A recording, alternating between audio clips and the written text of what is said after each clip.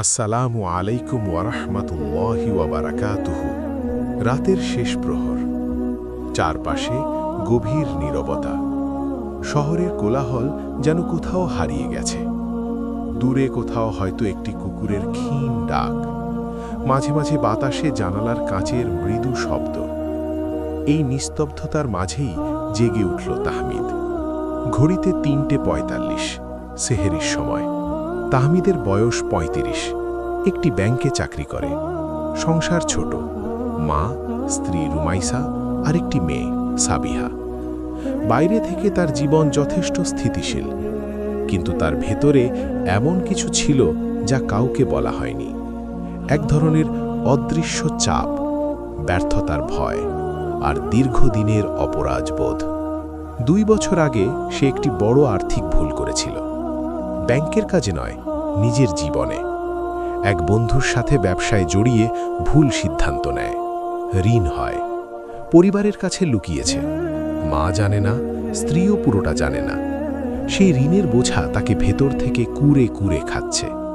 রমজান এসেছে। প্রথম কয়েকদিন সে শুধু নিয়ম রক্ষা করেছে, কিন্তু ১০ম রোজার পর থেকে তার ভেতরে অদ্ভুত পরিবর্তন শুরু হয়, বিশেষ করে সেহেরির সময়। আজও সে উঠে অজু করল। রান্নাঘরে হালকা আলো জ্বলছে, রুমাইসা নিঃশব্দে ভাত আর ডাল গরম করছে। দুজনের মাঝে খুব বেশি কথা নেই, কিন্তু নীরবতায় এক ধরনের বোঝাপড়া আছে। খাওয়া শেষে তাহমিদ জানালার পাশে দাঁড়াল। আকাশে এখনও তারা জ্বলছে। ফজরের আজান শুরু হতে কিছু সময় বাকি। এই সময়টা সে আগে কখনো গুরুত্ব দেয়নি, কিন্তু আজকাল এই শেষ প্রহরেই তার হৃদয় নরম হয়ে আসে। সে মেঝেতে যায় নামাজ পেতে বসল। নীরবতা, গভীর গাঢ় নীরবতা। সে হাত তুলল।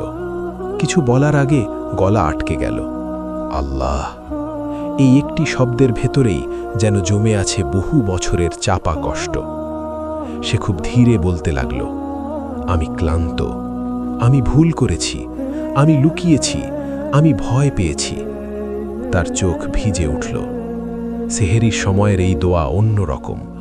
এখানে কেউ দেখে না, কেউ শোনে না। এখানে শুধু সে আর তার রব।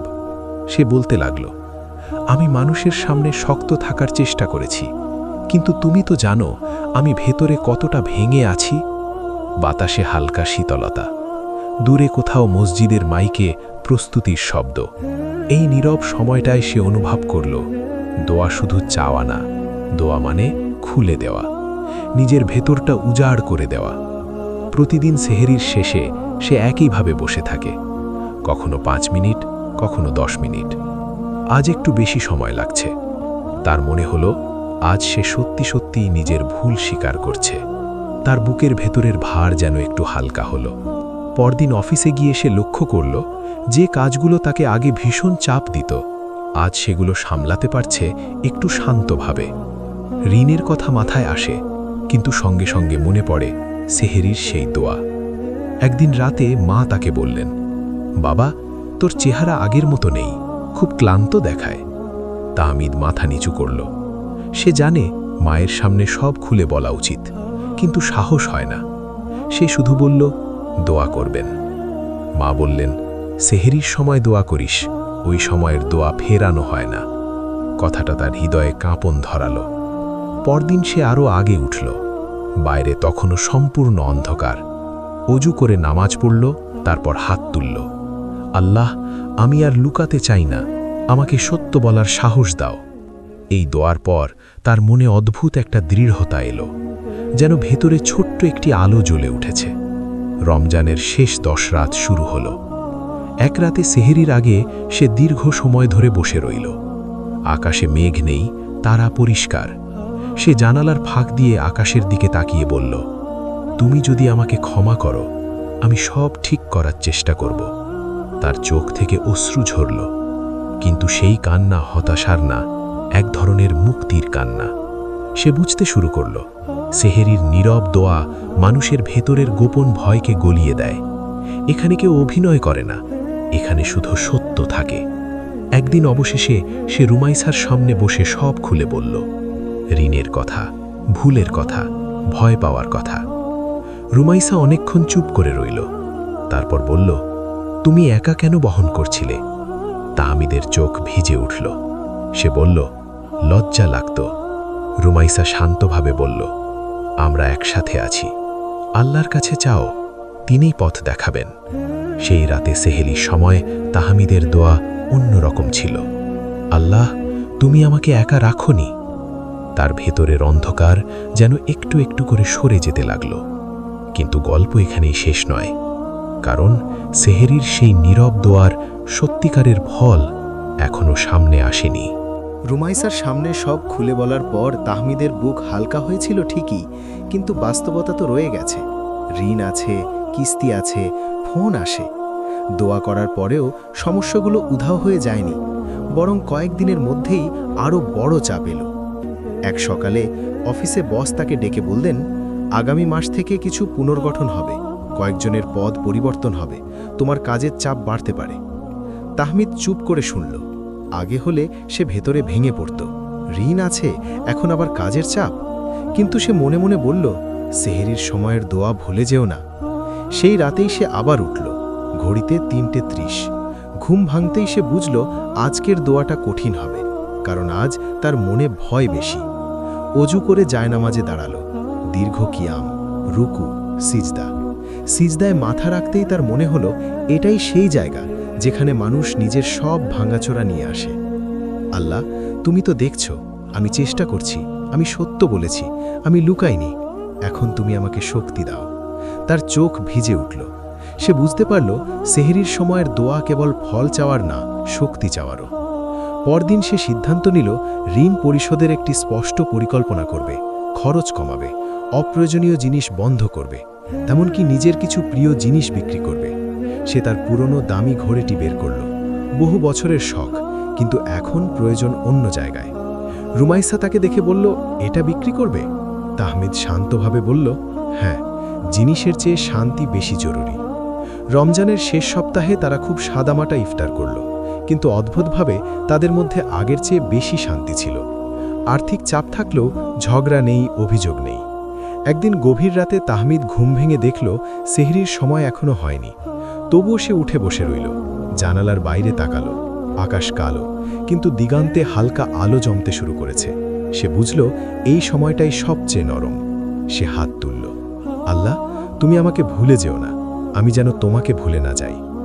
এই দোয়ার পর তার ভেতরে এক ধরনের দৃঢ়তা জন্মালো।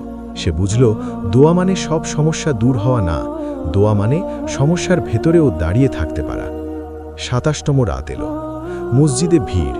তাহমিদও গেল, কিন্তু তার সবচেয়ে প্রিয় সময় ছিল মসজিদ নয়, সেহেরির আগের নীরবতা।